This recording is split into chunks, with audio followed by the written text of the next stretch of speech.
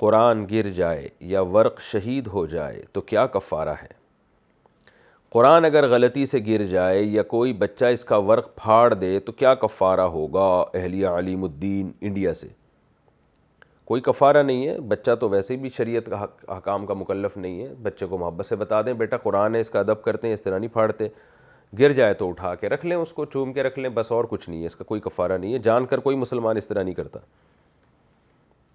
گھر میں تعمیر سے بیماریاں آنا۔ میری شادی کو 6 مہینے ہونے والے ہیں۔ شادی سے پہلے میں بالکل بیمار نہیں ہوتی تھی، جبکہ شادی کے بعد بہت بیمار رہنے لگی ہوں۔ میرے سسرال میں ایک کمرہ تھا جسے انہوں نے بیچ میں دیوار کھڑی کر کے 2 کمرے کروا لیے تھے۔ اس کے بعد سے ان کے گھر میں بھی بہت پریشانیاں آ رہی ہیں اور میری طبیعت بھی ٹھیک نہیں رہتی، اس بارے میں رہنمائی فرمائے دیں۔ اس کا شادی سے یا گھر کے کمرے سے یا کمرے کے بیچ میں دیوار کھڑے کرنے سے کوئی تعلق نہیں ہے، وہ ویسے ہی آپ کسی وجہ سے بیمار ہوں گی۔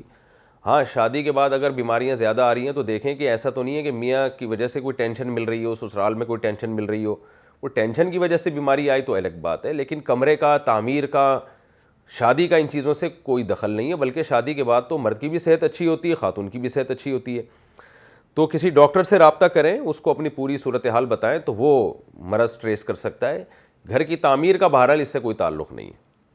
اب کمرہ ایک تھا، اسی کو بیچ میں دیوار کھڑی کر کے، ہو سکتا ہے بہت چھوٹا کمرہ بن گیا ہو، دم گھٹ رہا اس کے اندر، اس لیے بیماریاں ہو رہی ہوں، تو وہ ڈاکٹر ہی بتا سکتا ہے آپ کے گھر کو دیکھ کے، گھر کی بات سن کے کہ کیوں پریشانی آ رہی ہے۔ بال کو روحانی وہانی چکر نہیں ہے یہ، اور نہ کوئی کمرے کا یا تعمیر کا اس سے کوئی تعلق ہے۔ 2 دفعہ سورت یا تحیات پڑھ لی تو کیا حکم ہے؟ اگر نماز میں 2 دفعہ سورت پڑھ لی یا دوبارہ تحیات پڑھ لی تو اس سے نماز پر کوئی فرق تو نہیں پڑے گا؟ سورت اگر 10 دفعہ بھی پڑھ لی تو کوئی ہر فرق نہیں پڑتا، لیکن تحیات اگر 2 دفعہ پڑھ لی تو جان کر پڑھی ہے تو نماز واجب الاعادہ ہے، بھولے سے پڑھی ہے تو سجدہ سہو کرنا پڑے گا۔ مرحوم والدہ کے پیسوں سے کیا ہم قرض دے سکتے ہیں؟ میں نے کچھ سال پہلے کسی کو قرض دیا تھا۔ اس وقت میں بینک میں جاب کرتی تھی۔ میری والدہ کا بھی انتقال ہو چکا ہے، تو میرے پاس سیلری کے پیسے بھی ہوتے تھے، یعنی والدہ کا انتقال بھی پہلے ہی ہو گیا تھا، اور میری والدہ کے پیسے بھی میرے پاس رکھے ہوئے ہوتے تھے۔ اب مجھے یہ قرض کی رقم واپس مل گئی ہے، اب میں وہ رقم استعمال کر سکتی ہوں یا نہیں؟ کیونکہ مجھے یاد نہیں کہ میں نے وہ قرض اپنی تنخواہ سے دیا تھا یا اپنی والدہ کے پیسوں سے دیا تھا۔